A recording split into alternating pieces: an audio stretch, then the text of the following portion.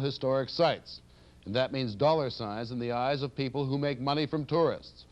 And there's an increasing cry to throw the money changers out of the sacred arenas of our national heritage. It's a classic confrontation between the historic and environmental purists and the free enterprise system. One such battle has been taking place at Gettysburg. So we joined the 4 million plus visitors who annually tour the military park and cemetery to see what the fuss is all about. Good morning, ladies and gentlemen. You're about to have a battlefield tour, which is all stereotaped, acted out by a cast of Hollywood actors, background sound effects of the battle, and music. Now try to imagine you are back in time on July the 1st, 1863 at 5 o'clock in the morning.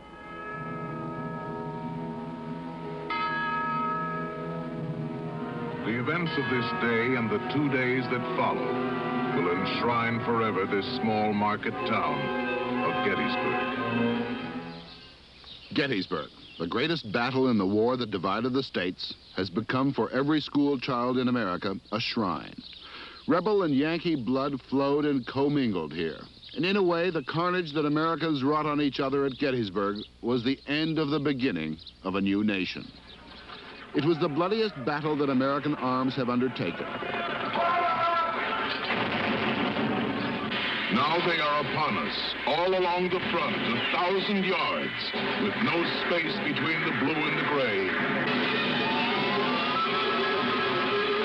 The jostling, swaying lines on either side boil and roar.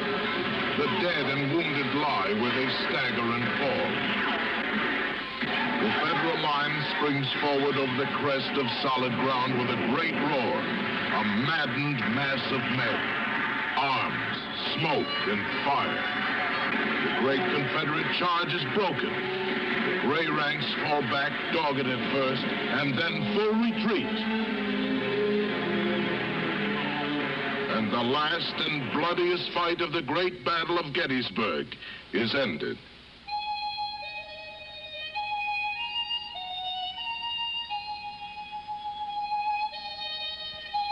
53,000 casualties in only 3 days. More than 5,000 horses killed. And it was the turning point of the war, the furthest north the South ever got. Gettysburg is, more or less, preserved as it was by the National Park Service. And what it was after those 3 bloody days was a cemetery. In the fall of 1863, President Lincoln hallowed the ground with a speech that began 87 years ago. Today, 11 years after, if the opposing generals, Lee for the South, Meade for the North, were to meet again, they would find the terrain much as it was then, except in the middle of Lee's line, there'd be the trusty rebel Colonel Saunders, entrenched behind a breastwork of Southern fried chicken. And Meade would find Lee's flank protected by the fortress of Howard Johnson's Motel and a river of ice-cold milkshakes. But the real advantage would belong to the army that could hold the ground around Fantasyland.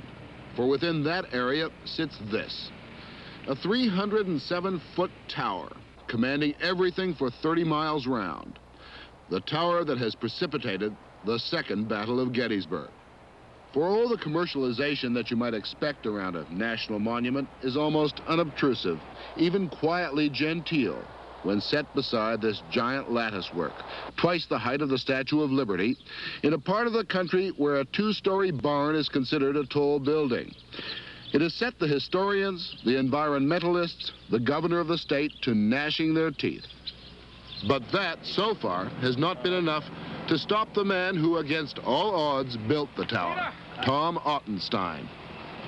In the name of free enterprise and the American way, he fought off the forces of environmental purity. And after 4 years in and out of court, sheer determination paid off. And Tom Ottenstein's tower is almost ready to open. Roughly a buck ahead to scan the land that for 3 steaming days in July 1863 was drenched in the blood of Americans. It would be fair to say that Governor Milton Shapp of Pennsylvania is not amused. Oh, I think this tower that we're looking at here just desecrates the entire Gettysburg battlefield.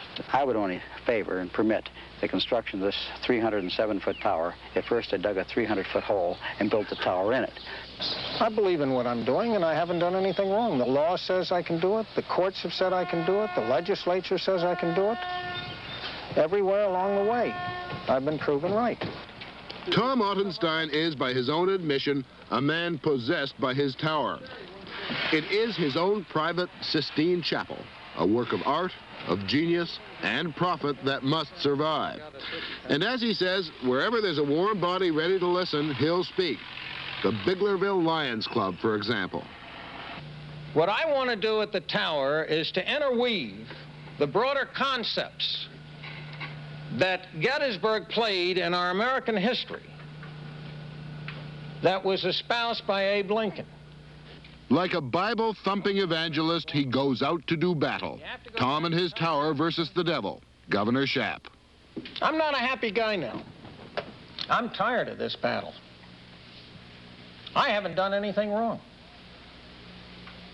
Laws are made to abide by the individual and by the politician. What law have I broken? The courts 15 times now have said I'm right, that I was never wrong, that I had a right to build a tower. I'm on private land. I'm a private individual. I'm using private money. I'm not infringing on my neighbor. Well, let's want to review a little of the history on this thing. It might be interesting. I have here a letter dated June 14th of 1971. And this is written to me, Dear Milt. United States Department of the Interior, and it's from Roger Morton, who is the Secretary of Interior. And in this letter, he brings to my attention this present threat to Gettysburg. It's his words, present threat to Gettysburg. And talks about the proposal to build this 320-foot monstrosity here. And then was one very interesting paragraph, very short. The tower will wholly dominate this historic scene and may well constitute the most damaging single intrusion ever visited upon a comparable site of American history. Quote, unquote, words of Roger Morton. Yet less than a month after that, Secretary Morton gave Tom Ottenstein permission to build his tower and also let him build an access road across federal land, land Morton has described as one of our most significant national historic areas. Well, we asked Rogers Morton to talk to us about the tower, but he declined because the case is still in the courts. So we went to George Hartzog, the former director of the National Park Service, and Secretary Morton's closest advisor on the tower. He, too, refused to discuss the matter. But it was Hartzog who told Secretary Morton the tower was an environmental insult just before approving the siting of the tower. Approval given without benefit of an impact study, which the law says must be made before any decision is made. An impact study was made 6 months later, and it said the tower should not be built anywhere near Gettysburg. Governor Shapp lost case after case in the state courts. Now he is suing Secretary Morton in federal court for entering into an illegal agreement with Tom Ottenstein. Well, so far the courts have ruled in favor of Mr. Ottenstein.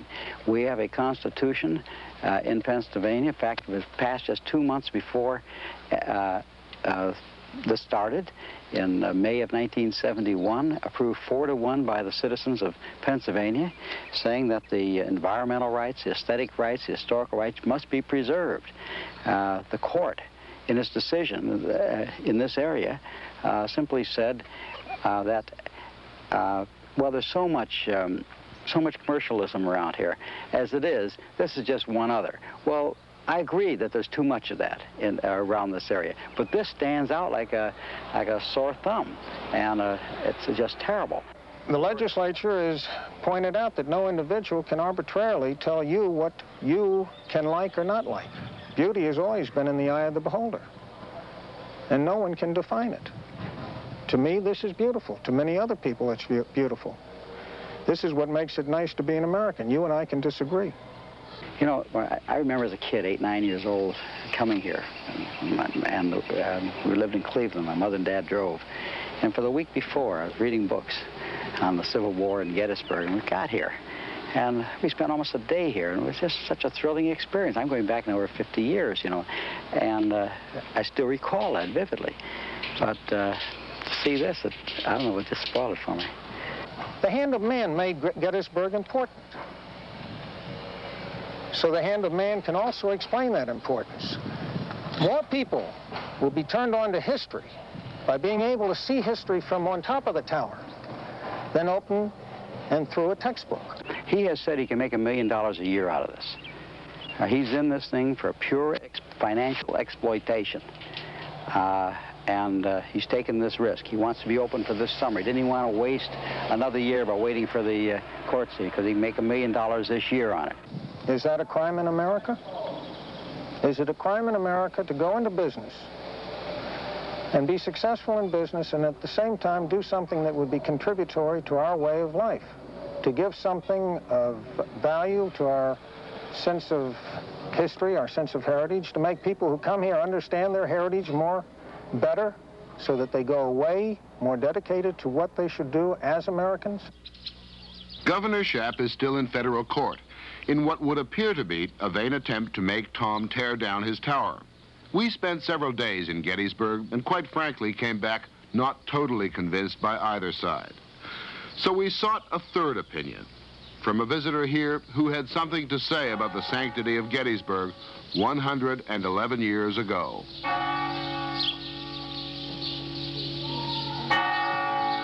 We cannot dedicate, we cannot consecrate, we cannot hallow this ground. The brave men living and dead who struggled here have consecrated it far above our poor power to add or detract.